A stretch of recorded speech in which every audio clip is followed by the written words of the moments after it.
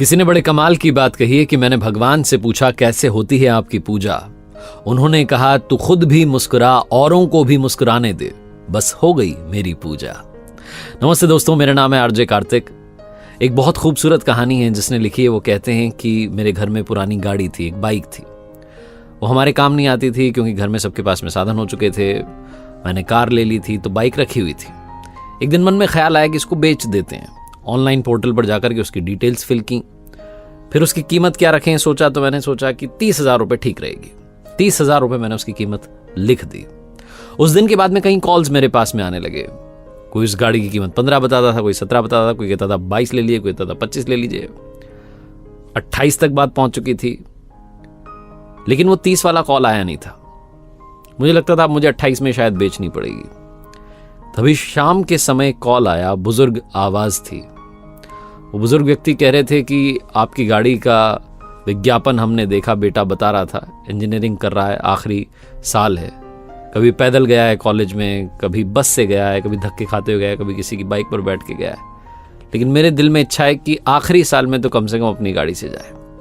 बाबू साहब ज़्यादा पैसे नहीं है, लेकिन आपसे दरखास्त कर रहा था, बाइक आपकी अच्छी लग रही है और बच्चे को पसंद भी आई है। वो कह रहा है पापा यही वाली चाहिए।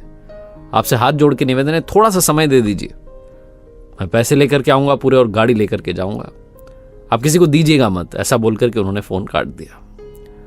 मैं सोचने लगा कि उन्होंने ये भी नहीं कहा कि 15 में दे दीजिए, 18 में दे दीजिए। उन्होंने कहा पूरे पैसे लेकर के आऊँगा, लेके जाऊँगा।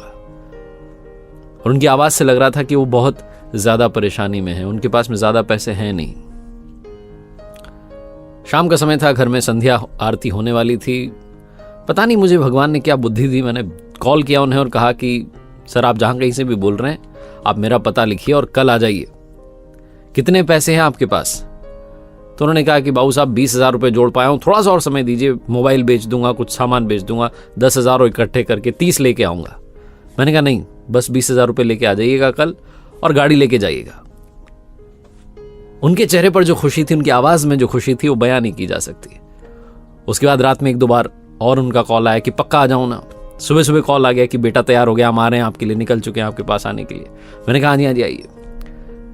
जब वो पिता पुत्र घर पर आए तो 20,000 रुपये जोड़ के लाए थे। वो 500 के नोट थे, 2,000 का एक नोट था, 100 के नोट थे, 50 के नोट थे, 10 के, 20 के। वो दिख रहा था कि बड़ी मेहनत से कमाए हुए हैं और जैसे तैसे जोड़ के इकट्ठे किए हैं। वो मुझसे कहने लगे आप गिन लीजिए।